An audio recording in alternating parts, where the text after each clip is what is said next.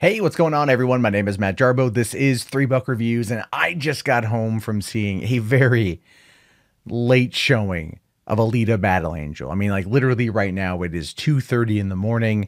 I'm exhausted, but God, I want to tell you about this movie because if you have not seen this movie, if you are up in the air about seeing this movie, rest assured it is worth your money. It is worth your time, not only once, but multiple times, especially right now in regards to its current. It's not in a fight with Captain Marvel, but a lot of people are kind of using it to fight against elements about Captain Marvel, which I don't fully agree with all of it. But if it can get more people to see this movie, by all means, I support it. In fact, I just put out a video on the main channel supporting and endorsing the Alita challenge because I was absolutely blown away by this movie. I didn't think I would.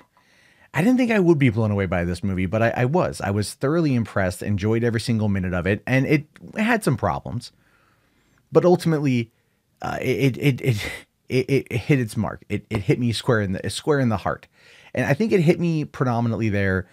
Because I have a daughter. Sure, she's only 15 months. She's young. She's tiny. She loves Peppa Pig. She won't understand what this movie is now. She won't understand what this movie is now. But like when I was a kid, when I was young, the girls my age didn't understand Sarah Connor, didn't understand Ellen Ripley. But as they got older, they saw the impact that those two women had and those two characters had on science fiction. And I believe that's ultimately what Alita Battle Angel is going to have in the future. And I want to see the movie do well enough in order to get itself a sequel, to keep the story alive, to keep it going. Because you know why? It deserves it. It does. So if you're unfamiliar about the story of this one, it takes place the year 2500. Humanity fought a war that it ultimately lost with the exception of one remaining city. And it's all about the people living underneath. And it's obviously based on the manga. So if you haven't read the manga, manga, don't want to get people upset with me in the comment section. Lord knows I've pissed enough of them off at Comic-Con by mispronouncing things. Go and read that. I haven't read it, but I want to now. And the story of Dr. Dyson Ito finding Alita in the scrap heap, rebuilding her body with the, by the way, there's spoilers. I should point out there's spoilers here, but rebuilding her in kind of the image of his daughter who died, and then her finding herself, discovering that she really is a weapon, that she really is a weapon that was meant to destroy, Nova, the bad guy who's kind of immortal, who's been around ever since the fall of all the other cities. I think, we're going to find out more about him in the future. I don't want to give away too much.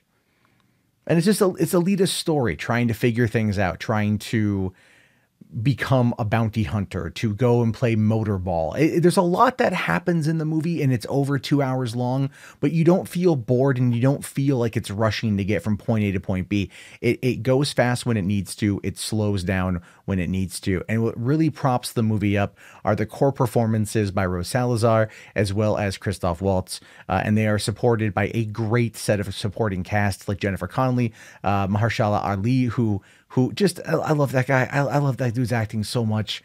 He needed to be in the movie more, 100%. And my personal favorite, robotic Jeff Fahey. I loved the robotic Jeff Fahey and his robot dogs. Needs more Jeff Fahey. Everything needs more Jeff Fahey at this point. But the movie, what really got me, for one, the visuals were amazing. Were absolutely stunning. I saw it in 3D. It was great. The story was, again, simple, straightforward, co-written by James Cameron. And I think the only real problem that hurt the movie overall was probably clunky dialogue and some poor choices on the part of Hugo, who I didn't feel, kind of towards the end made some pretty stupid decisions, in my opinion. But otherwise, it was great. Rosa Salazar was able to convey a great deal of emotion, not only through her anime CG eyes, but her whole face, and especially her mouth. If you watch her performance, pay attention to her mouth. That was something that I found to be very interesting, was how the was how like there was a lot of emotion there versus here. It was crazy. It was good stuff. Very good stuff. What I liked was, I thought it was a little bit weird. I will say it was a little bit weird. Jennifer Connelly and Christoph Waltz having been a couple, having had, this kid, who died, unfortunately.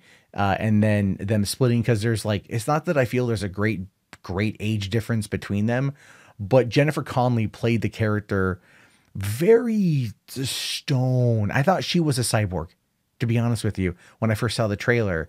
And then the whole movie, she's kind of like that. The whole movie, she's kind of like that until the very end when she gets her change of heart, which of course then doesn't end well for her.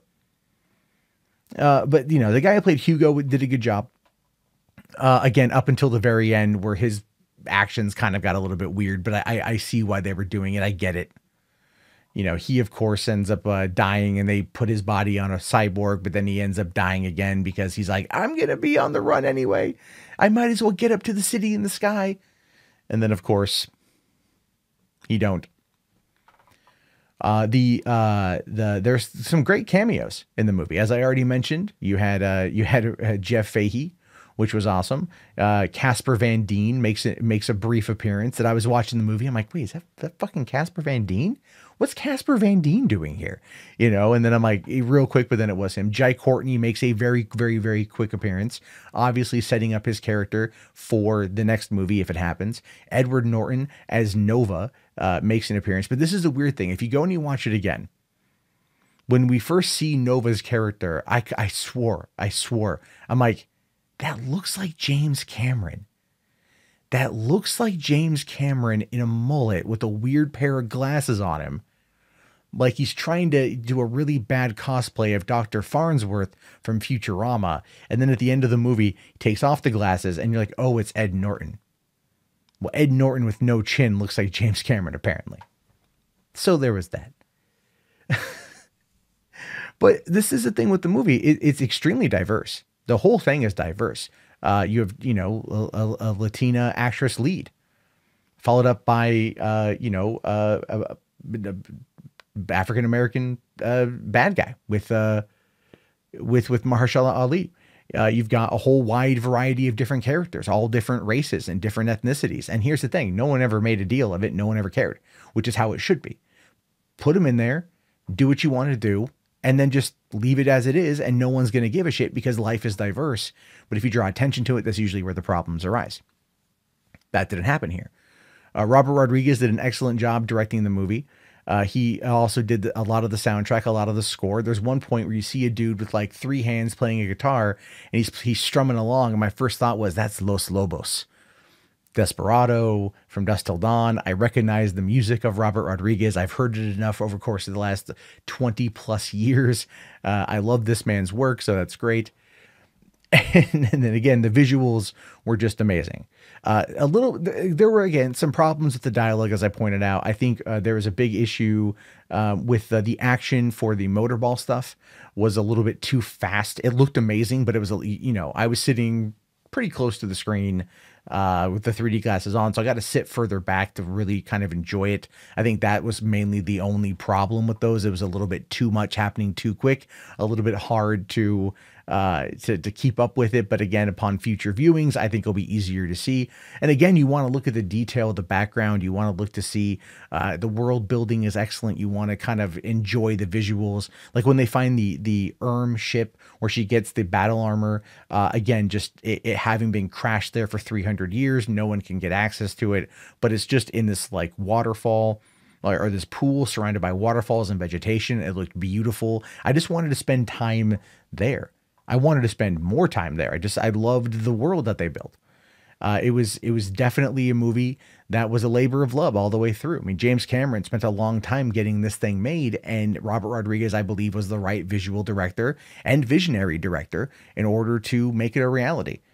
The movie, thankfully, has developed quite a cult following in the last couple of weeks, doing quite well in China, going on to gross $351 million worldwide.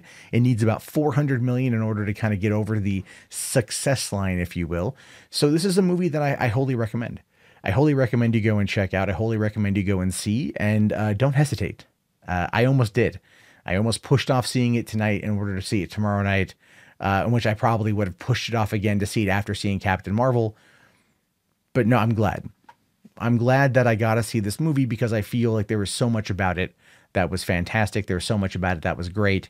And there's so many people that still need to experience it. And I think it will have the long-standing tradition of being part of the upper echelon of sci-fi, a female-led sci-fi movies. And doing it in a way that conveys a vulnerable character, a character with her own insecurities who just tries to find who she is, and live a life. And it's a movie, so, you know, based on a manga, so they, you know, it's going to be condensed. You know, I kind of feel like at times it would have been better served as maybe a series, as maybe like a television series for Netflix or something. But let's hope we get a sequel. If we get a sequel, they'll guaranteed flesh it out even more. And I hope that Disney doesn't kill it. I hope Fox greenlights a sequel and puts things in rush position before the deal closes by the end of this month, although that's not going to happen. But I do want to know your guys' thoughts on this one. Do you feel like the movie was good, like it was bad? Was Jackie Earle Haley great as a cybernetic villain? How was Ed Skrein as Zapan? By the way, he was excellent in the movie. How'd you like the bar fight scene? The bar fight scene was fucking dope. You know, like just how that whole thing played out. I want to know your thoughts. I want to know your opinions. Did the critics see a different movie than the rest of us? Let me know down in the comments below. My name is, of course, Matt Jarbo. This has been 3 Buck Reviews. If you haven't already, please subscribe, thumbs up the video, and consider supporting the channel via Patreon so I can actually afford to go see more of these movies. And I'll talk to you guys later. Have yourself a great day, and peace out.